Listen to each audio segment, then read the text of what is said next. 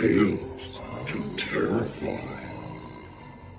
Welcome to Tales to Terrify, part of the District of Wonders network, featuring Starship Sofa, Crime City Central, and Protecting Project Pulp. Everyone has a story in the District of Wonders. Come and find yours. Good evening, children of the night. Welcome back to the Nook. Welcome to Tales to Terrify. Welcome to show 37. Come in. Grab a snack. Grab something cool. Or, at this wonderful change of season, grab something warm, or at least something tepid from the sidebar. Then sit. Relax. First, I want to thank you for your comments last week and in previous weeks. And thank you for the suggestions. More anon. First, this past week was a busy one.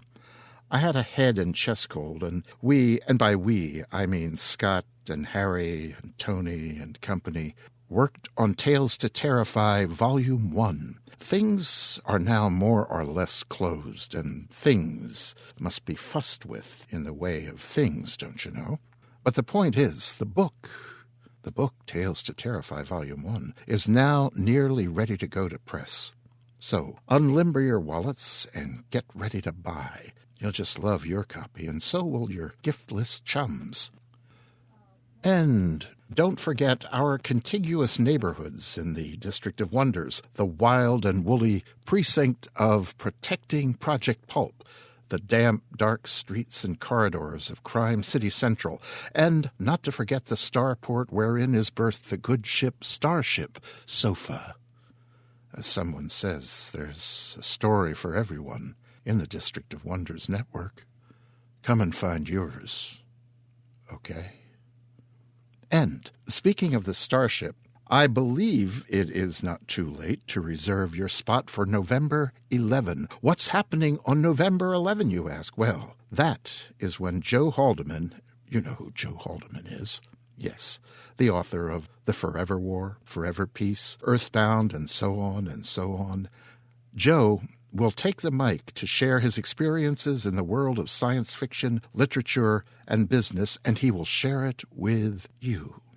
This won't be an old-time how-to lecture, no. You will be in a front-row seat as one of the most celebrated minds of the science fiction literary community talks about his journey within the genre. And, of course, you'll be there as Joe shares the kind of personal advice and anecdotes you won't find in a writer's guide. You'll learn how the publishing industry has and has not changed over the years, and what first led Joe Haldeman to be in a lifelong relationship with science fiction. You don't want to miss this, so go to thestarshipsofa.com and click on the green and white button where the friendly gray peers from the dark. As mentioned, class begins Sunday, November 11. Virtual seats are limited, so enroll today. Okay? Okay, now, snuggle up. Last week, you may remember, I rambled on about stooges and some other scary stuff. I did so in response to a note left at the Tales to Terrify forum. Said note indicated that more classic and or straightforward horror tales were wanted here. One poster suggested that what he would like was to hear me read a specific tale by a certain writer.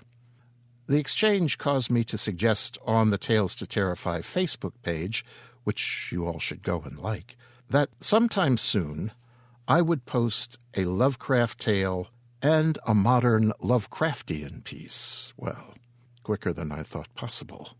That episode is this one. And so, tonight, we have a 1922 story by H.P. Lovecraft, and if you want to know more about Mr. Lovecraft, do some homework, okay? Look him up. Pull a book from your shelf and read. The mind and art of so many modern and contemporary writers of horror arises from Lovecraft's fever dreams. So let's see how to do this. Yes, tonight will begin a time ago. The story I'm about to read was first published in Weird Tales. While H.P. wrote it in September of 1922, it wasn't published in Weird Tales until February of 1924. The impetus to pen the story, Lovecraft says, was a visit to the Flatbush Dutch Reformed Church in Brooklyn with a friend, Reinhard Kleiner. Well, look, I'll let H.P. speak for himself. After we hear The Hound.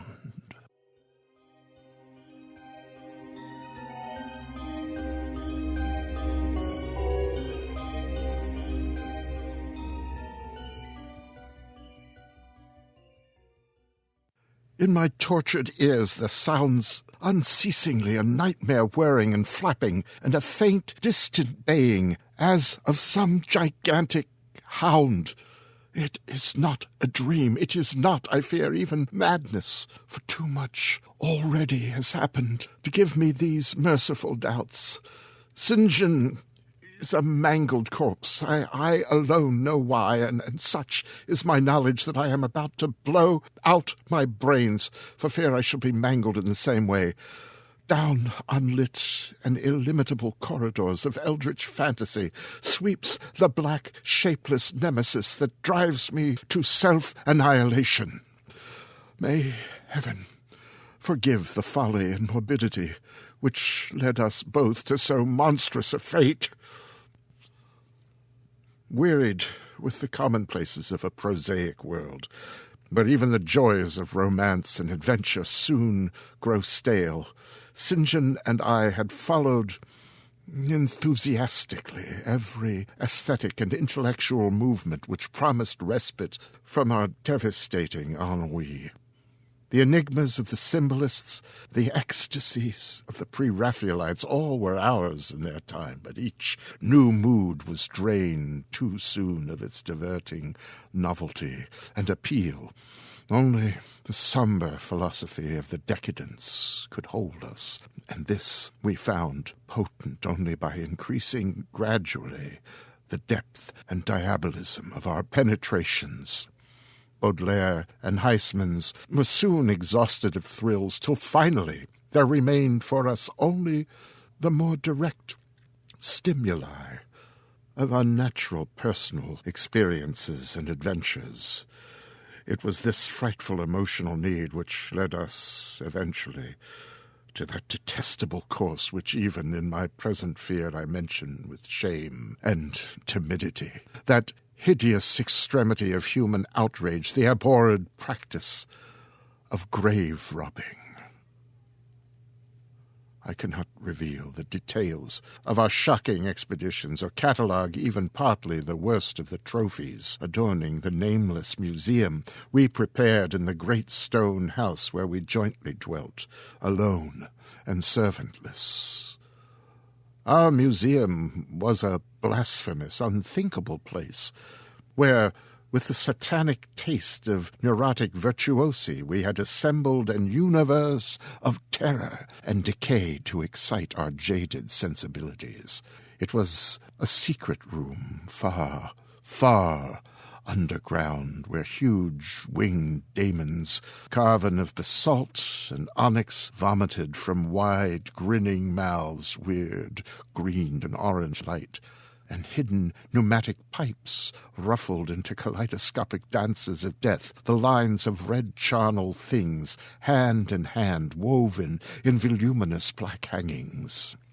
Through these pipes came at will the odors our moods most craved, sometimes the scent of pale funereal lilies, sometimes the narcotic incense of imagined eastern shrines of the kingly dead, and sometimes, how I shudder to recall it, the frightful, soul-upheaving stenches of the uncovered grave.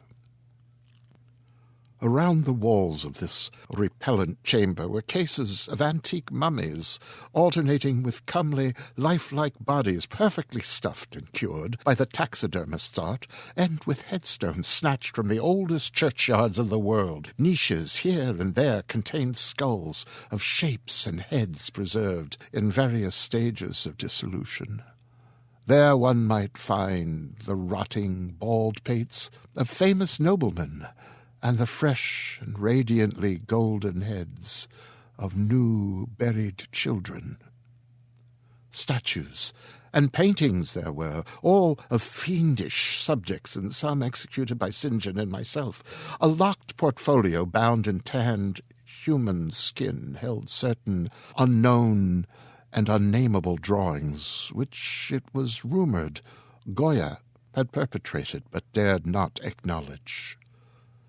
There were nauseous musical instruments, stringed, brass, and woodwind, on which St. John and I sometimes produced dissonances of exquisite morbidity and cacodemoniacal ghastliness, whilst in a multitude of inlaid ebony cabinets reposed the most incredible and unimaginable variety of tomb loot ever assembled by human madness and perversity.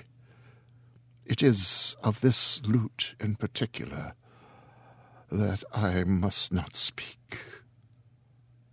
Thank God I had the courage to destroy it long before I thought of destroying myself. The predatory excursions on which we collected our unmentionable treasures were always artistically memorable events. We were no vulgar ghouls, but worked only under certain conditions of mood, landscape, environment, weather, season, and moonlight. These pastimes were to us the most exquisite form of aesthetic expression, and we gave the details a fastidious technical care. An inappropriate hour, a jarring lighting effect, or a clumsy manipulation of the damp sod would almost totally destroy, for us, that ecstatic titillation which followed the exhumation of some ominous, grinning secret of the earth. Our quest for novel scenes and piquant conditions was feverish and insensate. St. John was always the leader, and he it was who led the way at last to that mocking, that accursed spot which brought our hideous and inevitable doom. By what malign fatality were we lured to that terrible Holland churchyard? I think it was the dark rumour and legendary tales of one buried for 5 centuries who had himself been a ghoul in his time and had stolen a potent thing from a mighty sepulchre. I can recall the scene in these final moments. The pale autumnal moon over the graves casting long, horrible shadows. The grotesque trees drooping sullenly to meet the neglected grass and the crumbling slabs. The vast legions of strangely colossal bats that flew against the moon. The antique ivied church pointing a huge spectral finger at the livid sky. The phosphorescent insects that danced like death fires under the yews in a distant corner. The odours of mould, vegetation, and less explicable things that mingled feebly with the night wind from over far swamps and seas.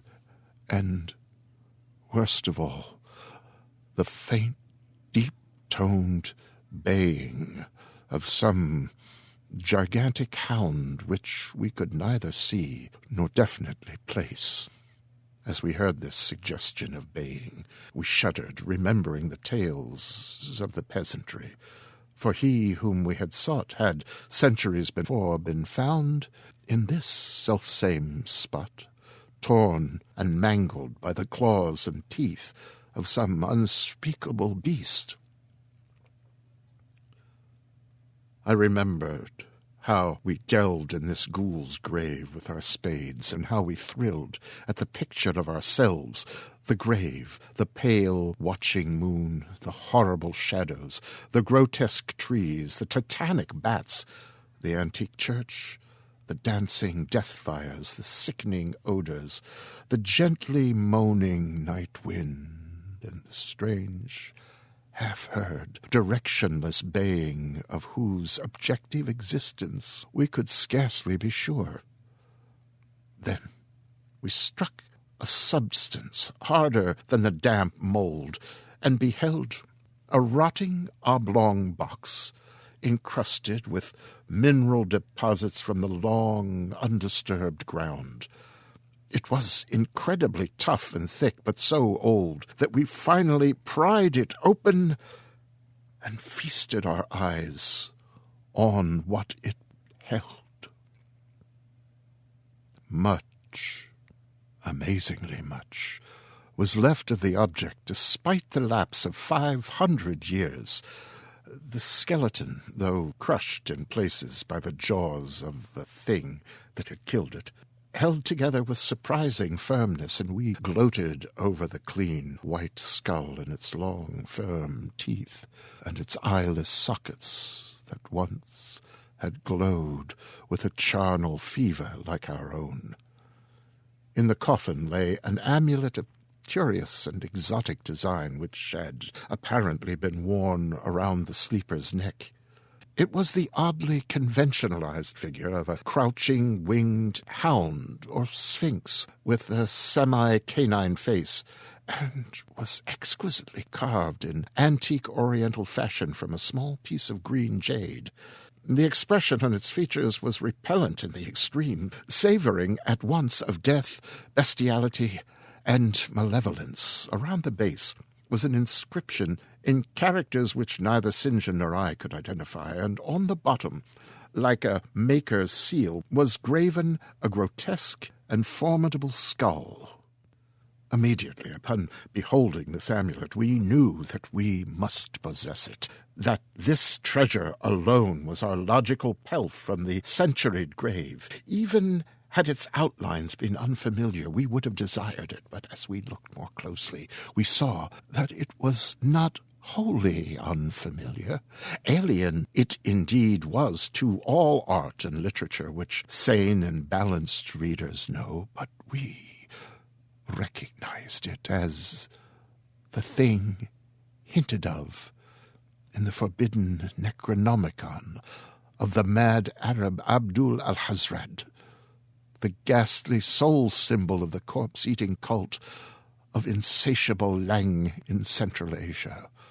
All too well did we trace the sinister lineaments described by the old Arab demonologist, lineaments he wrote drawn from some obscure supernatural manifestation of the souls of those who vexed and gnawed at the dead. Seizing the green jade object, we gave a last glance at the bleached and cavern-eyed face of its owner and closed up the grave as we had found it. As we hastened from that abhorrent spot, the stolen amulet in St. John's pocket, we thought we saw the bats descend in a body to the earth we had so lately rifled, as if seeking for some cursed and unholy nourishment. But the autumn moon shone weak and pale, and we could not be sure. So, too, as we sailed the next day away from Holland to our home, we thought we heard the distant, faint baying of some gigantic hound in the background. But the autumn wind moaned sad and wan, and we could not be sure.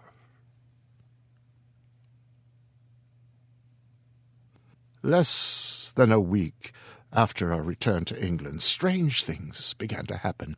We lived as recluses, devoid of friends, alone and without servants, in a few rooms of an ancient manor house on a bleak and unfrequented moor, so that our doors were seldom disturbed by the knock of the visitor.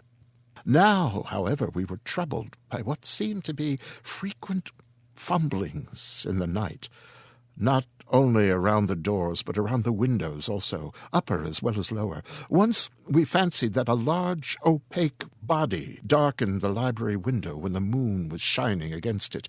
Another time we thought we heard a whirring or flapping sound not far off. On each occasion, investigation revealed nothing, and we began to ascribe the occurrences to imagination alone. That same curiously disturbed imagination which still prolonged in our ears the faint, far baying we thought we had heard in the Holland churchyard. The jade amulet now reposed in a niche in our museum. Sometimes we burned strangely scented candles before it. We read much in Alhazred's Necronomicon about its properties and about the relation of ghouls' souls to the objects it symbolized, and were disturbed by what we read. Then terror came. On the night of September 24, 1900, I heard a knock at my chamber door. Fancying it St. John's, I bade the knocker enter, but was answered only by a shrill laugh. There was no one in the corridor. When I aroused St. John from his sleep, he professed entire ignorance of the event and became as worried as I. It was that night that the faint, distant baying over the moor became to us a certain and dreaded reality. 4 days later, whilst we were both in the hidden museum, there came a low, cautious scratching at the single door which led to the secret library staircase. Our alarm was now divided, for besides our fear of the unknown, we had always entertained a dread that our grisly collection might be discovered. Extinguishing all lights, we proceeded to the door and threw it suddenly open, whereupon we felt an unaccountable rush of air and heard, as if receding far away, a queer combination of rustling, tittering, and articulate chatter. Whether we were mad, dreaming, or in our senses, we did not try to determine. We only realized with the blackest of apprehensions that the apparently disembodied chatter was, beyond a doubt, in the Dutch language. After that, we lived in growing horror and fascination. Mostly, we held to the theory that we were jointly going mad from our life of unnatural excitements, but sometimes it pleased us more to dramatize ourselves as the victims of some creeping and appalling doom. Bizarre manifestations were now too frequent to count. Our lonely house was seemingly alive with the presence of some malign being whose nature we could not guess, and every night that demoniac baying rolled over the wind-swept moor, always louder and louder. On October 29, we found in the soft earth underneath the library window a series of footprints utterly impossible to describe. They were as baffling as the hordes of great bats which haunted the old manor house in unprecedented and increasing numbers. The horror reached a culmination on November 18, when St. John, walking home after dark from the distant railway station, was seized by some frightful carnivorous thing and torn to ribbons. His screams had reached the house, and I had hastened to the terrible scene in time to hear a whir of wings and see a vague black cloud thing silhouetted against the rising moon. My friend was dying when I spoke to him, and he could not answer coherently. All he could do was whisper, "The amulet, that damned thing." Then he collapsed, an inert mass of mangled flesh. I buried him the next midnight in one of our neglected gardens and mumbled over his body, one of the devilish rituals he had loved in life, and as I pronounced the last demoniac sentence, I heard afar on the moor the faint baying of some gigantic hound. The moon was up, but I dared not look at it. And when I saw on the dim-litten moor a wide, nebulous shadow sweeping from mound to mound, I shut my eyes and threw myself face down upon the ground.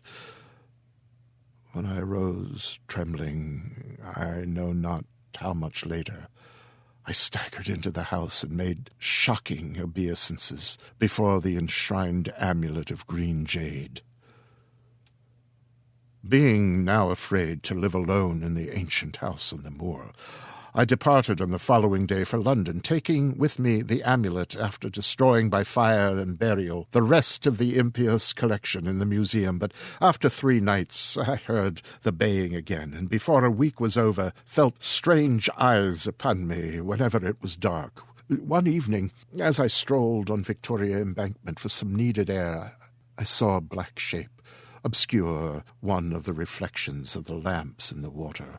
A wind stronger than the night wind rushed by, and I knew that what had befallen St. John must soon befall me. The next day I carefully wrapped the green jade amulet and sailed for Holland. What mercy I might gain by returning the thing to its silent, sleeping owner I knew not, but I felt that I must at least try any step conceivably logical. What the hound was and why it pursued me were questions still vague. But I had first heard the baying in that ancient churchyard, and every subsequent event, including St. John's dying whisper, had served to connect the curse with the stealing of the amulet. Accordingly, I sank into the nethermost abysses of despair, when, at an inn in Rotterdam, I discovered that thieves had despoiled me of this sole means of salvation.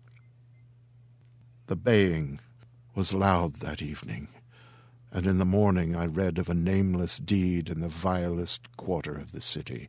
The rabble were in terror, for upon an evil tenement had fallen a red death beyond the foulest previous crime of the neighborhood. In a squalid thieves' den, an entire family had been torn to shreds by an unknown thing which left no trace, and those around had heard all night above the usual clamor of drunken voices a faint, deep, insistent note as of a gigantic hound.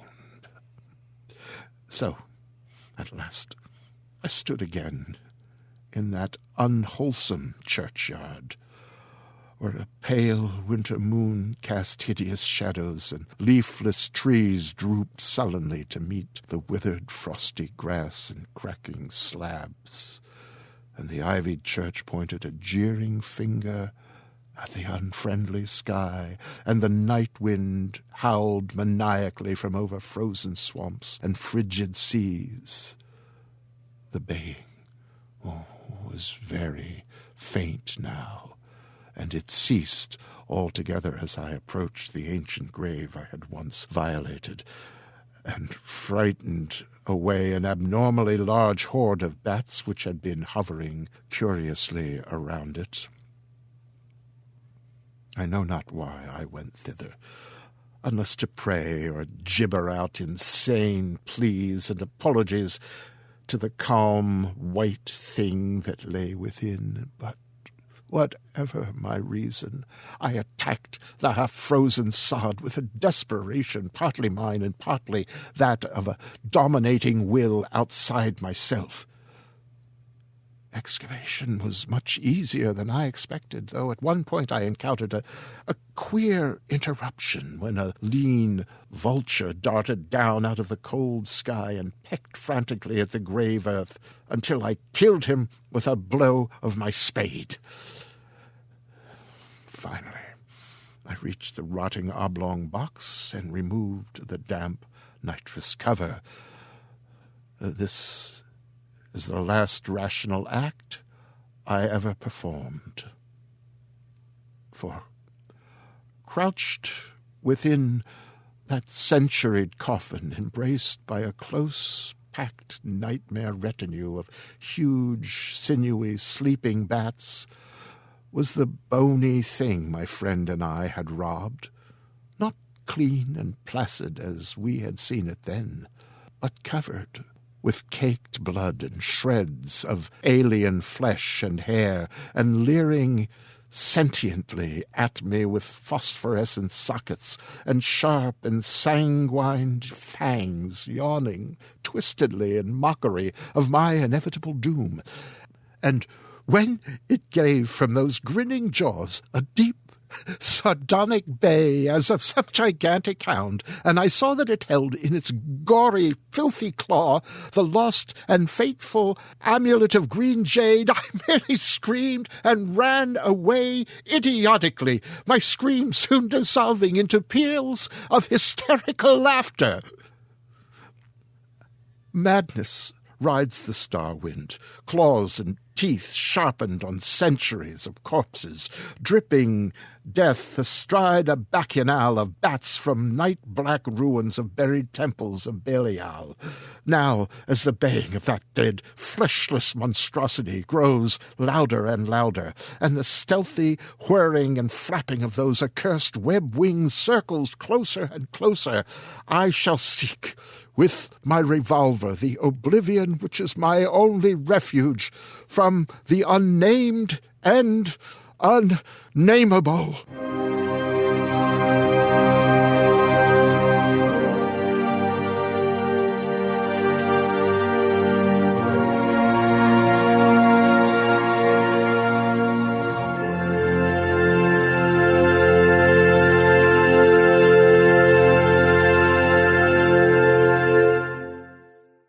This is from a letter Lovecraft wrote in 1922. Around the old pile is a hoary churchyard with interments dating from around 1730 to the middle of the 19th century. From one of the crumbling gravestones, dated 1747, I chipped a small piece to carry away. It lies before me as I write, and ought to suggest some sort of horror story. I must place it beneath my pillow as I sleep. Who can say what thing might not come out of the centuried earth to exact vengeance for his desecrated tomb? And should it come, who can say what it might not resemble? Well, the thing to emerge was The Hound, of course, written shortly afterwards. And that terrible Holland churchyard perhaps references the Dutch Reformed Flatbush church Lovecraft and his friend Kleiner had visited. As the name of the main character's friend, Lovecraft used his own nickname for Kleiner.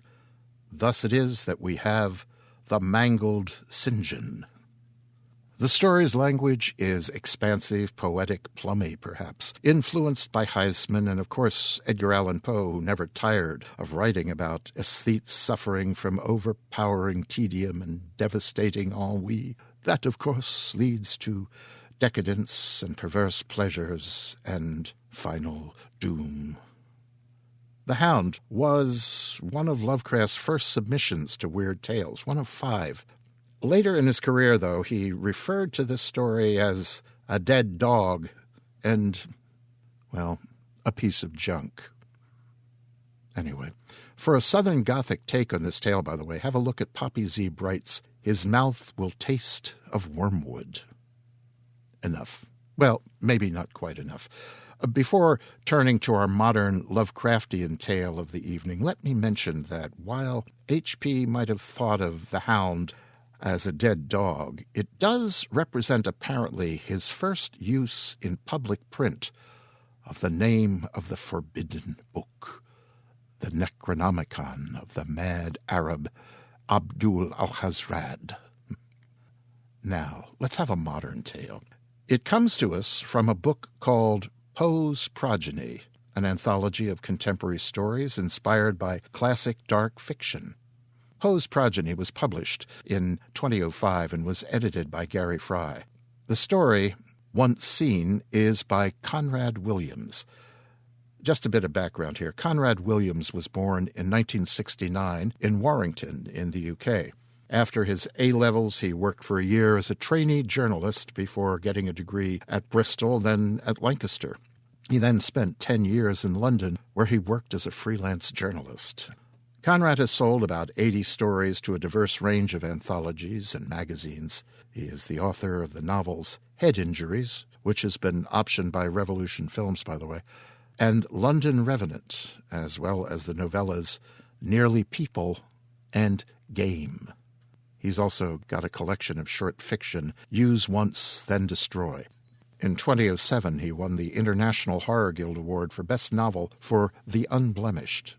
He's also a past recipient of the British Fantasy Award for Best Novella, The Scalding Rooms, and in 2010 he won a Littlewood Art Prize and the BFA for his novel One.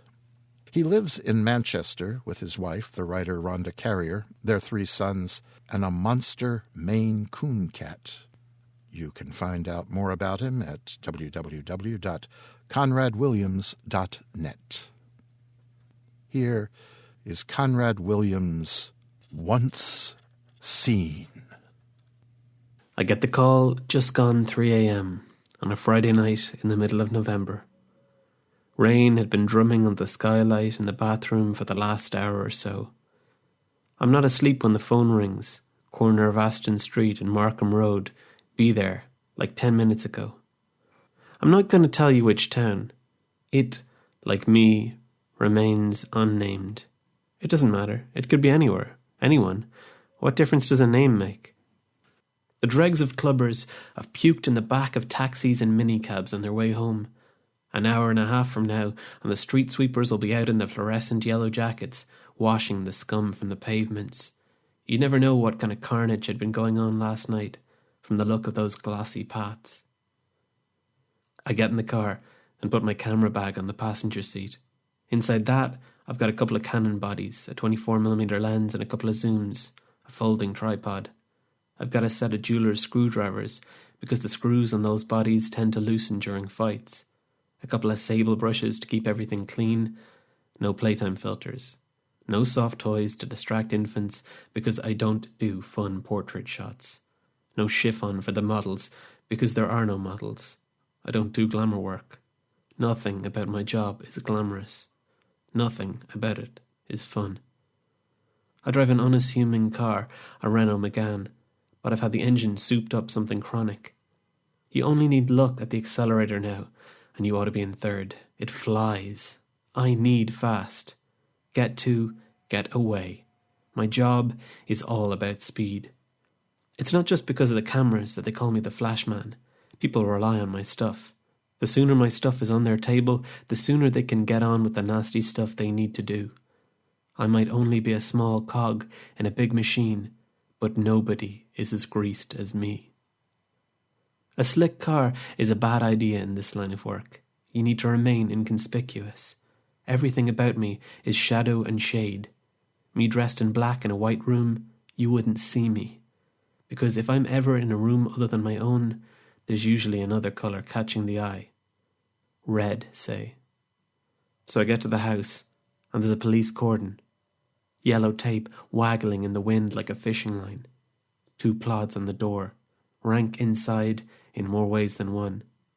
I spot Detective Superintendent Gordon Franks on the stairs, talking to a wide-eyed woman in a ropey toweling bathrobe, pink and green striped pyjamas underneath, bed hair. His deputy is pouring tea in the kitchen. He raises his eyebrows at me. I nod, and he pulls down another mug from the mug tree. Upstairs, I dump my bag and wait for the forensics crew to give me the come-on.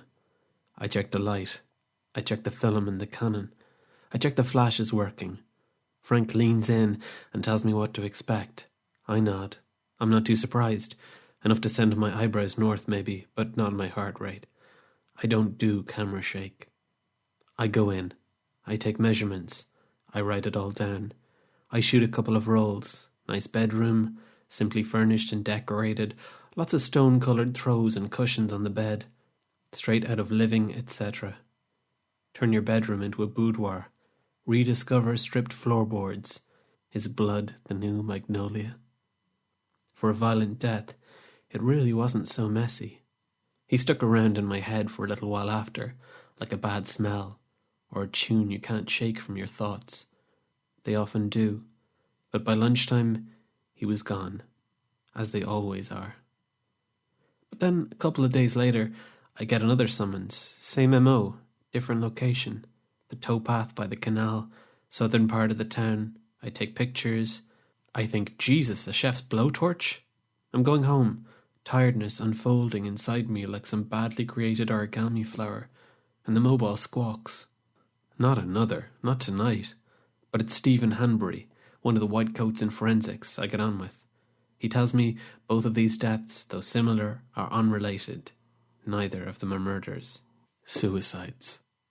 I think of the first one, his eye punctured by a broken bar's cream soda bottle, the humour all over his cheek like an uncooked egg, his brain trying to escape from the orbit.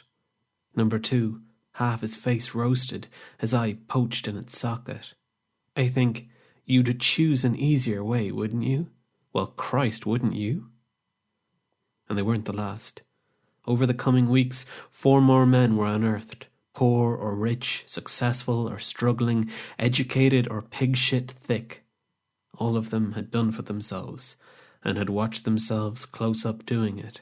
Sharpened pencils, the spiked railings surrounding a primary school. One of them had managed to scour his eyes out with steel wool. The shock had killed him. The only pattern was their gender and their chosen method of Harry Carey. The newspapers went ballistic. A suspicion arose that it was the result of some mystery virus that attacked the optic nerves and caused madness, resulting in extreme measures to relieve the symptoms. There was a sharp hike in eye drop sales. There was a queue at the optician's that reached around the block. I carried on with my work. It's like being a doctor sometimes, this feeling of immunity you get. You feel you can deal with anything and never get affected. Looking through the viewfinder of my camera, seeing the bad stuff through the lens. It was the buffer that I needed in order to get through the day. I was seeing it, but I was not seeing it. The camera was my shield. The camera turned all the shit and blood and panic into something framed, tidied up, aestheticized. I came in from work one evening to find a half-dozen emails from Pete Acton, a friend of mine who lives in the next town north. He must have been drunk because the letters were all over the place. Transposals, spelling mistakes. It took me an age to decipher what it was he was trying to say. Basically it was, "Come over, I need to talk to you." There was a bottle of Cabernet Sauvignon, a lamb stew waiting for me in my oven. It was a good tally night. I'd envisioned a hot bath, fresh sheets on the bed, a mug of fucking Horlicks. There was no weather to speak of. I pushed the McGann hard through the centre of town till I hit the dual carriageway. Past the golf course, there were fewer houses, more green. Soon there was nothing to see but dark shapes in the night. The lights on the dashboard, the occasional car coming the other way. I stopped thinking, stopped driving. The McGann drove me. All the lights were off in Pete's house. His Saab was parked in the drive. He lived alone, through circumstance rather than choice. His girlfriend was the private flight attendant of a very rich casino owner who operated out of Dubai. She was often away 7 or 8 months of the year. Pete worked out at the huge petrochemical plant on the Reach. I'd known him since we were kids. I knocked on the door. There was no flickering TV light in any of the windows. I wondered if he'd gone out, resigned to my not coming. Maybe he was unconscious, drunk on the unspeakable Retsina he liked so much. I was thinking of pushing off when I heard a latch slip, somewhere above my head.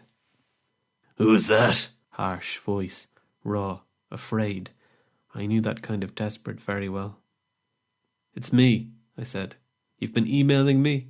Your typewriting skills are well bollocksed, you know. What happened? You lose your fingers or something?" There was a long pause, then, "Come round the back, I'll unlock the kitchen door." I moved round the side of the house. The grass in the back garden had been neglected, which surprised me. Pete was usually such a diligent gardener. I was approaching the back door when a shadow filled with muscles and teeth slithered out of the bushes and arrowed towards me, barking hotly. A chain restrained the dog when it was a foot away. I waited for Pete. The dog didn't look like backing down unless it had something to play with, like my face. The door whispered open. Pete said, "Roma." Instantly, the dog returned to its berth in the bushes. I stepped inside. "Jesus, Pete," I said. "You might have said something. Since when did you need a guard dog?" "Since now," he said. I followed his shape as he moved towards the hall. I flicked a light switch. Nothing. "Pete, I took all the fuses out," he said. He was climbing the stairs now, though his living room was ground floor front of the house. I didn't ask why. I sensed there was going to be a lot of whys coming up. He would talk when he was ready. In his bedroom, he got into bed and pulled the duvet up to his chin.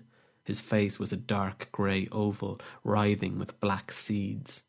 I waited. "There's a bottle of Sky in the cupboard up there, if you don't mind warm vodka." "I'm driving," I said. "I'm not." I passed the bottle over, and he sucked on it periodically, as he told me about how his life had fallen apart.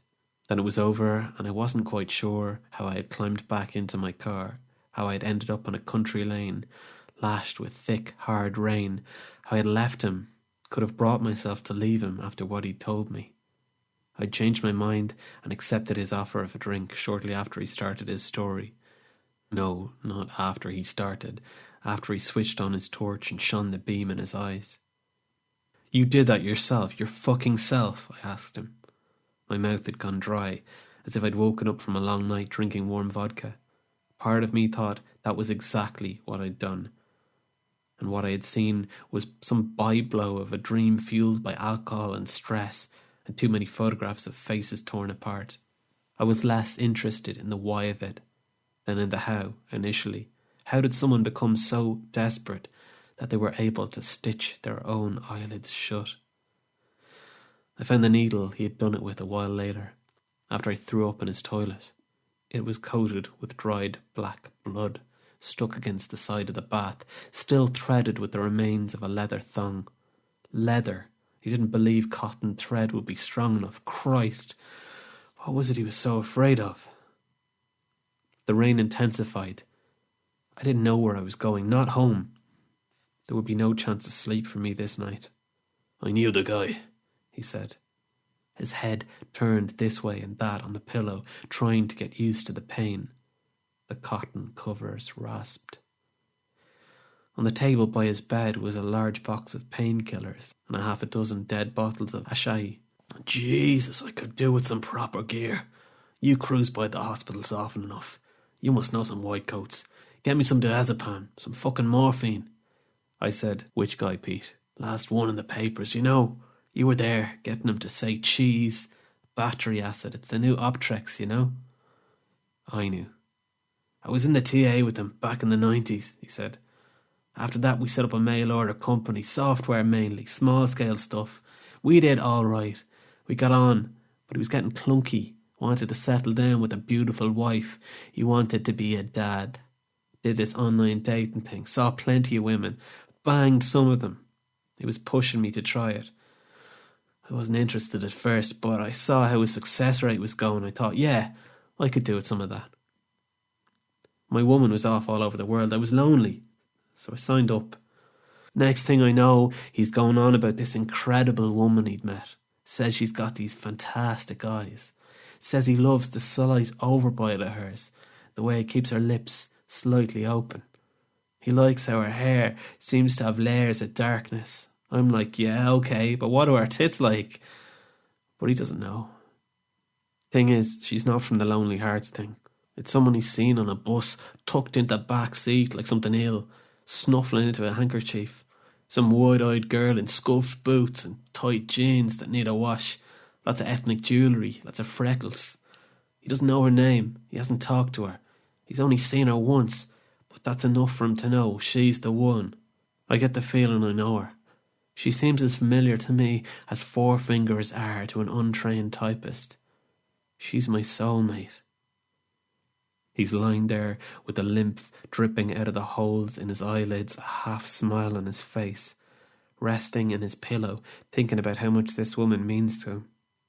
All the while, I hear him crunching on big, white Capake pills, the kind of pills they give to new mothers recovering from a cesarean section. I'm thinking this is a dream, this is a nightmare fueled by painkillers. Your soulmate, I say. It's a shame she doesn't know that. His hands move in the darkness. His fingers flutter at the ragged sutures keeping in the night. Actually, voice shaky, I think she does. In the car, rubbing my eyes because they itch so much, rubbing them because I can't stop thinking about how that needle must feel as it punctures the membrane. I think of what he said and how it could be that madness took hold so quickly. I can't get her out of my head, he said. I was seeing her everywhere. She was like that game you play with clouds when you were a child, or Tetris. She was like a Tetris addiction. Every shape I saw in the world was just the right shape for her to fall into. I saw her in between parked cars. I saw her in the small, dead gaps of white noise between TV programs. She flew out of the moment between light and dark when I turned off the bedside lamp. There are no spaces left in the world for me. I thought I might be able to get rid of her by doing this, but she comes out of the colours of unconsciousness. She's the black squares in a crossword puzzle. She's in a film of petrol on the surface of a puddle. I can open my eyes just a crack sometimes if I've been crying, and I can see her in the gleams of dried blood stuck to the stitches. It suits her. She inhabits pain. She feeds off it. I'm thinking of a time when I lived in London. If you want to make a go of things, if you want to make an impact in photography, you have to live in London. I don't care what anybody says. I remember walking along Oxford Street in the first few months after I arrived, and there were options pulling me all over the place. Do I nip into the sports shop because I need to get some new AstroTurf trainers for Sunday night football? Do I stop at this phone booth and call the girl I met at the Troy Club the previous night, whose number I managed to appropriate? Do I drop in at the burger den for a couple with cheese? I did none of these, although I did queue up at a busy newsagent's for 5 minutes in order to buy a Guardian and a Coke. When I walked past the exit of the tube station at Oxford Circus, a girl called my name. She was Lindsay, a girl I shared a house with in my final year at university in Bristol. I'd not seen her since I moved away over 18 months previously. Now we'd bumped into each other.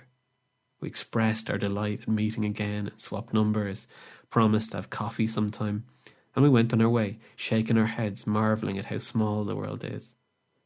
But the world is not small, it's fucking massive. It's happened before, to everyone, and it will happen again. If I'd done any of the things I felt like doing that day, we would have missed each other. She would have come out of the tube and joined the throng on Oxford Street while I was still chewing on a quarter of a pound of burger. If she'd paused upon getting out of the train to retrieve a tissue from her duffel bag, or if she'd boarded the train 50 metres further down the platform, or if she'd stopped to get her passport pictures done at the booth in the ticket hall, we'd have missed each other. But everything we did that day had programmed us into a meeting. My forgetting to brush my teeth, her decision to have a second cup of coffee, a collision course had been primed. How many people in the world, how many square miles, how many permutations where my path might bisect yours? I don't want to consider the mathematics. I don't believe it. Looking at us, standing here, who would have thought it? My God. My God. Coincidence is too small a word. It scares me to a point where I can't move. I can't speak. Pete's mentioning of his strange interception and his ocular link to the dead men was enough to lead me into trying to explain my own. Curiosity played a part too. A need to have more of an impact on a case, a chance to be its author rather than merely a grisly illustrator. And what of loneliness? It was all of this. Maybe loneliness above all else. This job takes over so much space, there's not much left for anybody else. It fills your car with the smell of photographic paper and covers the seat with boxes, folders, tripods and folding flash umbrellas. It plasters the walls at home with yellow post-its about ligatures, stab wounds, exit wounds, and the dark marks of strangulation. There's no room for hi hun, no room for smiling 2.4, no room for call me. I realise with a jolt that it's been a good 5 years. A good 5 years? Why do people say that? It's been a grim 5 years, fucking grim, since I last woke up next to a woman whose name was on my mind for more than an evening or inked into my address book. My job was my wife. I sat and ate with it when I came home at night.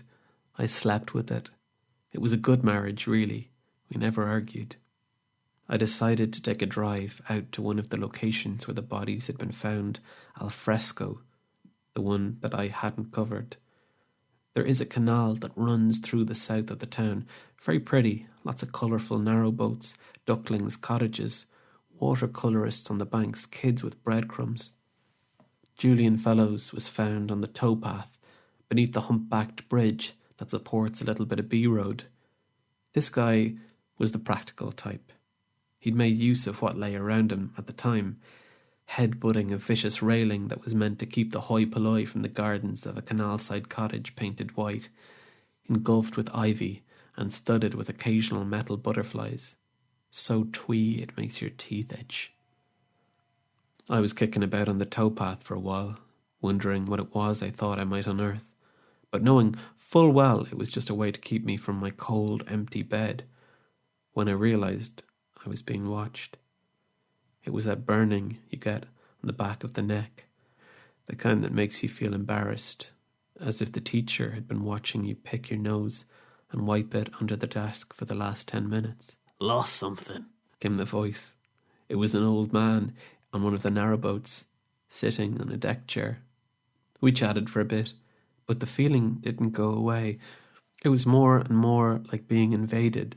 His eyes weren't particularly searching, and after his initial suspicion, he became warmer, garrulous even about the death, and his interest in my job seemed genuine. In the end, I asked him if he'd ever been in the police or the services, that weight that comes with interrogative training, of being able to glare a response out of people without even uttering a word, was incredibly powerful. I felt myself being peeled away like hands tearing up lettuce leaves as they search for bugs and grit. "I was a welder 40 years, mate," he said. "On the ships up at Kamal Laird at first, then later fitting pipes on toilets in factories and school and that. Nearest I ever came to the Flatfoots was knobbing one in Tenerife in 1975. A radio inside his boat was playing the ink spots. The atmosphere on the towpath was oppressive. A sign nailed to the bridge read, "No day permits." A headache unwound itself and painted everything black. I mumbled something about having to shoot off and fumbled away from the towpath to the steps leading up to the humpbacked bridge. Music followed. We three were all alone, living in a memory, my echo, my shadow, and me. I bypassed windows, looking in on a kitchen in which bodies were slumped around a table, either praying or asleep. At the curve in the path which took me steeply onto the bridge, I stopped. There was a figure standing at its apex, looking down at the canal, and the man in his narrowboat. Long black hair hung wetly from the edges of a raised, hooded top. An oversized black leather jacket was slung over the jogging top, matched to a tight black skirt that almost met a pair of scuffed black boots coming the other way, but failed by a couple of inches of thigh. I watched that pale skin for a while as her legs shifted against each other. The boots made soft noises against the brickwork. It began to rain. I heard the man in the narrowboat curse, the squeal of his deck chair as he folded it away, the click of his door closing against the weather. The words of the song cut off. The girl didn't move. She could only have been 5 feet. Her head barely rose above the coping stones on the bridge. I realised, despite the hood and the shield of hair, that she was looking my way. The rain intensified. The trees sloping up the hill to the wood nestling against the village misted out for a while, creating a backdrop that was almost tropical. The only sound was water slushing in the canopy, and my voice surprising me, asking if everything was all right. "Can I help you?" I asked. "Are you okay?" I was 50 feet away. My heart was beating as if I was looking at a fox rather than a woman getting wet in the rain. I could clearly see the curve of her right eye as she watched me, the way it stared, and then flicked its attention away slightly, as if she were blinking away the rain or the embarrassment of our exchange. "Do you know Pete Acton?" I asked. She began to walk away, moving off down the bridge, and I didn't feel able to stop her, or to begin to understand why I should even try. Lightning sucked the colour of the street into the sky, and thunder barrelled into the vacuum, slapping me into action. I ran after her, but by the time I'd reached the foot of the bridge, the main street was deserted. I saw a bus pull out onto the road, its interior light flickering. The soft curve of a hood moved against the back seat, a hand reaching up, pulling it down as the lights flickered again, making it difficult to see more. I trudged back the way I had come, considering trying to track the bus down in the car, and immediately dismissing the notion and myself for being so stupid. At the spot on the bridge where I had observed the girl, I noticed the bushes immediately behind me were mashed and torn, some of the leaves blackened. I gave them a kick, adding a bit of damage of my own, not sure why I felt so confused, frustrated and threatened, and I went back to them again.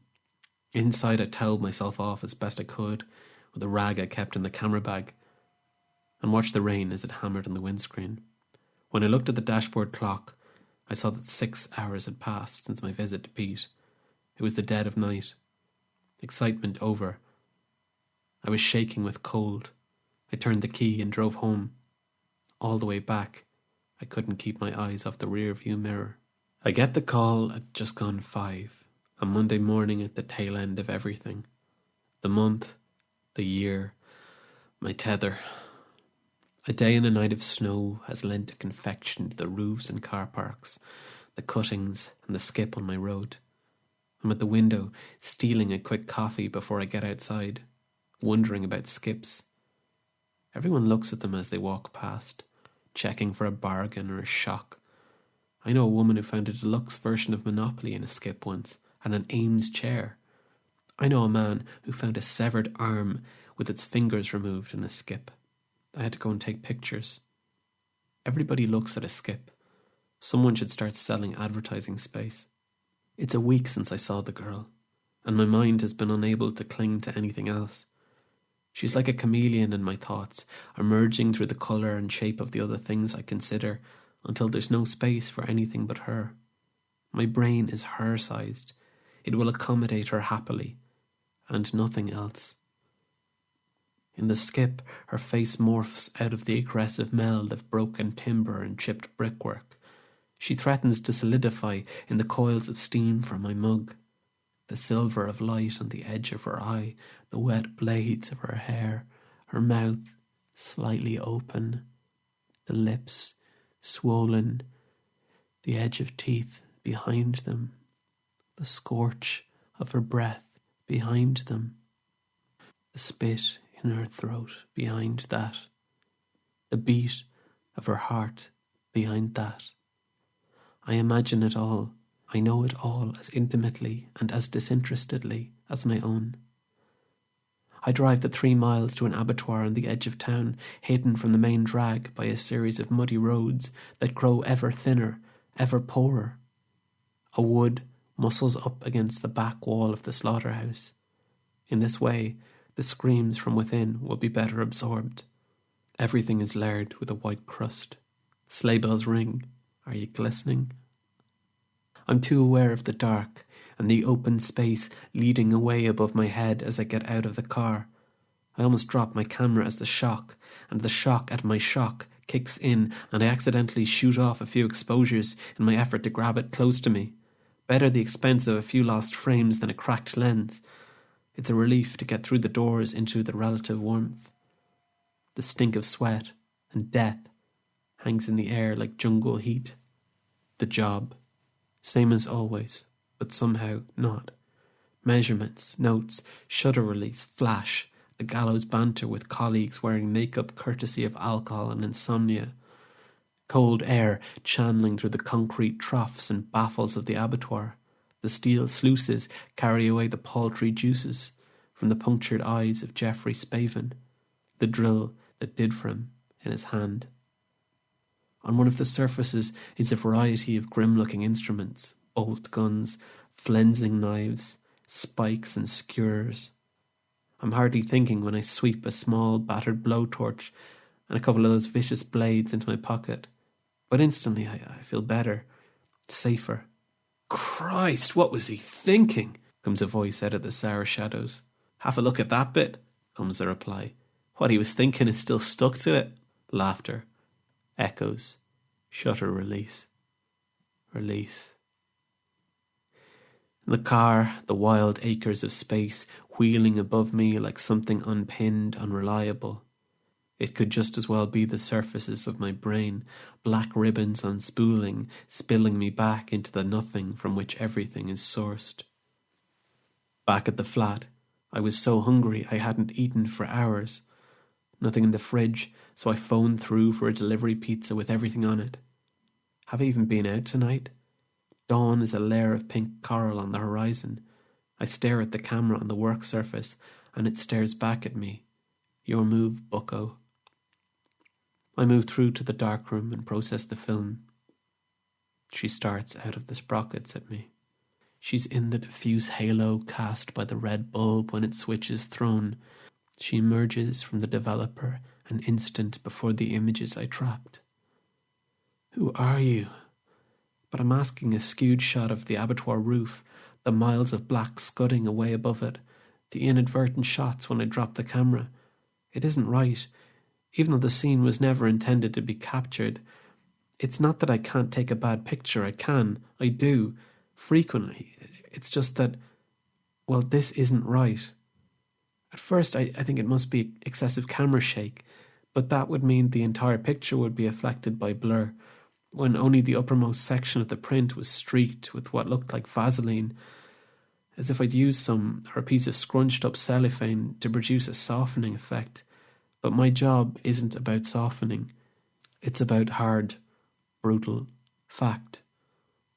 Some foreign object trapped in the body of the camera then. I developed the remaining prints, my head filling with repair fees, but none of the others taken inside the building were marked in any way. Only those accidental 3 or 4 shots taken by the car. I checked the camera case and the lens regardless. Nothing beyond the day-to-day scuffs a 2-year-old body was likely to see. The lens hood was intact, the lens itself immaculate. I sat back in the chair and stared at the red bulb. Atmospheric anomaly. A bruise in the cosmos. Something terrible growing in my brain. I get the call. I'm here for everyone who picks up the phone, but there's nobody picking it up for me. I try Pete Acton, but his phone is disconnected. I could drive out there, but I'm scared of what I'll find. I try the relatives of the deceased, but they've left town. They've gone ex-directory. They don't want to talk. I can see her in the webbing between my fingers when I raise my hands to rub my eyes. I close my eyes and she's there, knitting herself into the warp and weft of my secret colours. Nights I spend driving around, haunting the bridge over the canal, but she's never there. I track the bus route that she left the village on that night and cruise the alleys and avenues near every stop, but she doesn't emerge. The needle on the fuel indicator is hovering above empty, but it becomes a blade of wet hair, and somewhere 5 miles south of home, in a dank gully cutting between fields loaded with the heavy, high smell of pig shit, I run out of petrol and grind to a halt. Outside that thin sheet of plastic and metal, I think about what I would do if I found her. But there's only one answer to that. The main question is, how would I do it? And what will happen to me if I don't? By the time I stop thinking, I've walked until the damp from the fields has seeped through my jeans and turned the bottom thirds of my legs into unfeeling logs.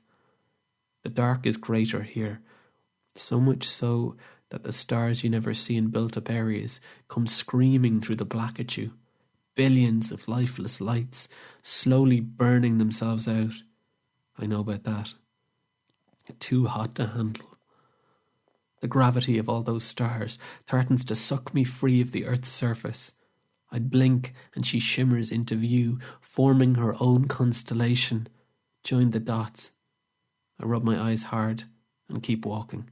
I don't know this place. I've lived here all my life, but now I'm lost.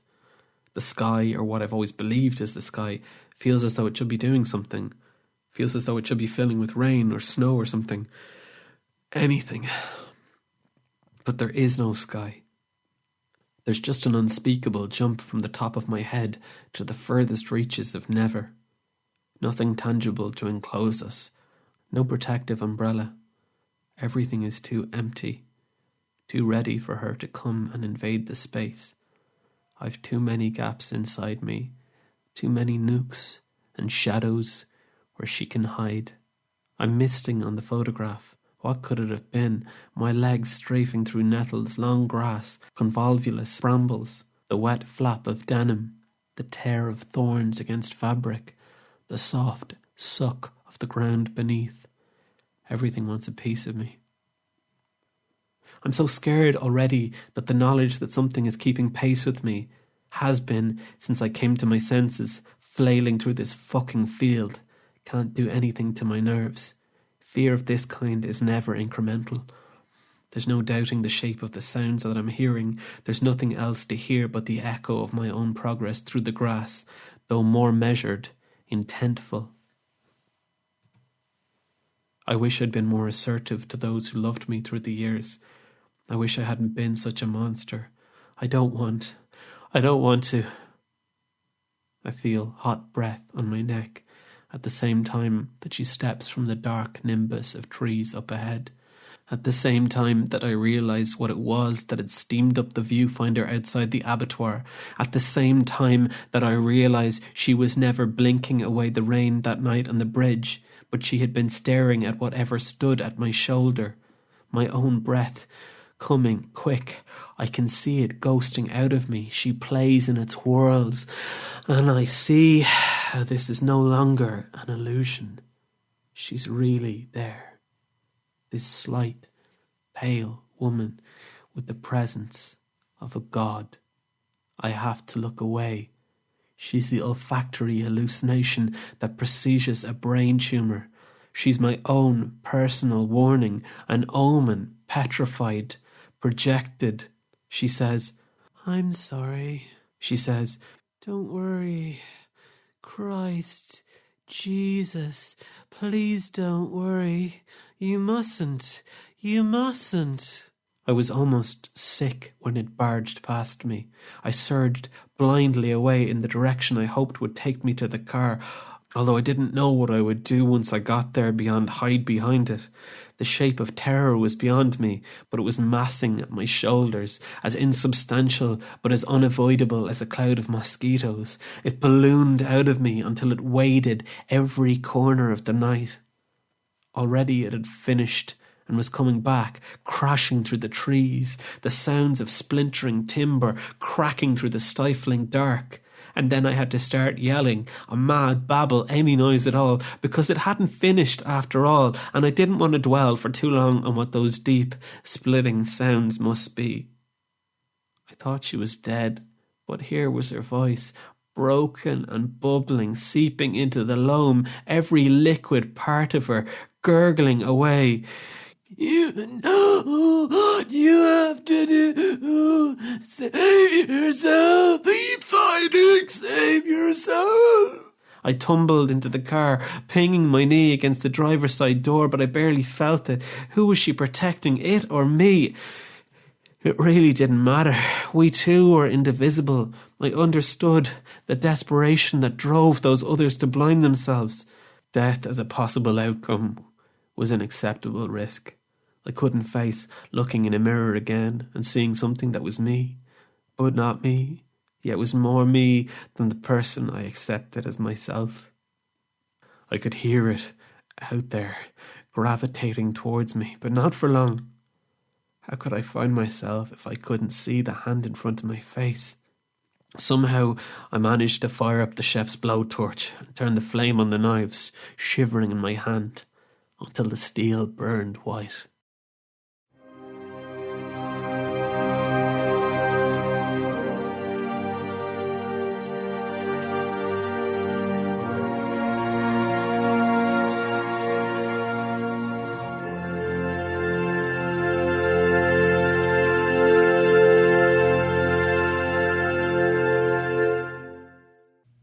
As mentioned, Once Seen was published in a book called Poe's Progeny, a volume I recommend highly. And after all, I guess Lovecraft himself is one of Poe's progeny.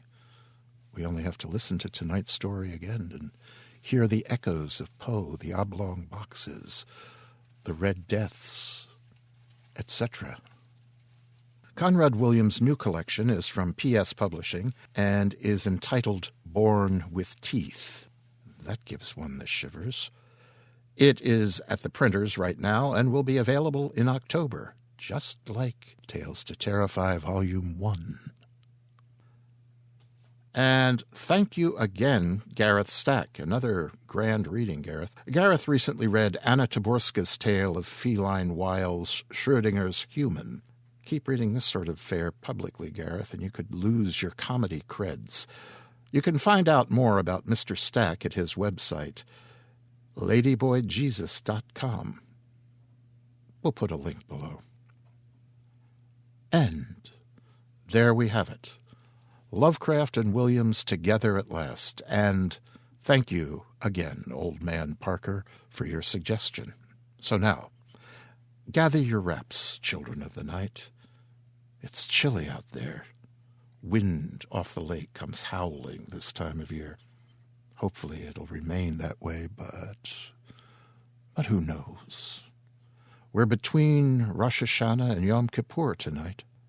When I was a student, I lived for a time in the basement of the home of one of my professors, Dr. Myron Talby.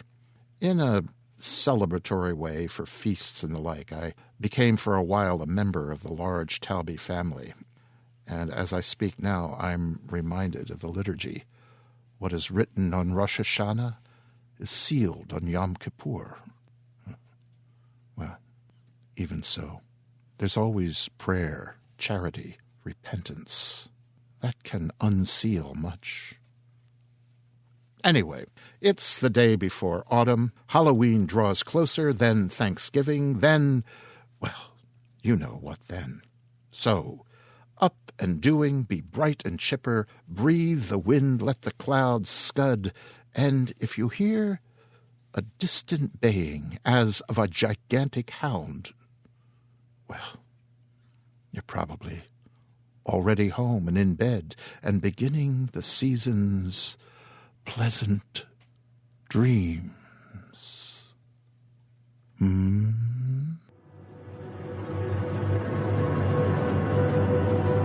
This presentation has been brought to you by the District of Wonders Network, dedicated to podcasting the finest genre fiction. You can learn more about the District of Wonders and their many literary productions at their website, www.districtofwonders.com. Thank you for listening.